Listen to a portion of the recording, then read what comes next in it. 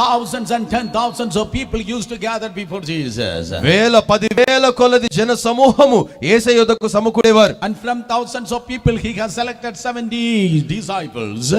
అయితే ఈ వేల కొలది జన సమూహములో నుండి ఆయన 70 మంది శిష్యులను ఎన్నుకున్నాడు. And from the 70 there are 12 apostles. ఆ 70 మందిలో నుండి ఆయన 12 మంది అపోస్తలులను నియమించుకున్నాడు. There was a core group of Peter, James and John. ఆ 12 మందిలో కూడా ఒక ముగ్గురు వారి మూలమైనటువంటి బృందం వారు ఉన్నారు. Yes, Peter, James and John. పేతురు, యాకోబు, యోహాను. And there was only one John, finally one who was abiding at the bosom of Jesus. ఈ ముగ్గురులో కూడా చివరిగా యోహాను మాత్రమే ప్రభువైన యేసుక్రీస్తు యొక్క రొమ్మున ఆనుకొని ఉన్నాడు. Oh, John was always abiding at the bosom of Jesus. యోహాను అన్ని వేళల్లో కూడా యేసు ప్రభు రొమ్మున ఆనుకొని ఉండేవాడు. Hey, when you are abiding in someone's bosom, you will be able to hear the heartbeat. గమనించండి, మీరు ఎవరైనా రొమ్మున ఆనుకున్నట్లయితే వారి గుండె చప్పుడు మనకు వినిపిస్తుంది. So John was the only one got the privilege to hear the heart. ఇప్పుడు వినగలిగినటువంటి ఆధిక్యత కేవలం యోహానే పొందుకున్నాడు. Only the John the beloved had the privilege to hear the heartbeat of the Son of the living God. సజీవుడైన దేవుని కుమారుని యొక్క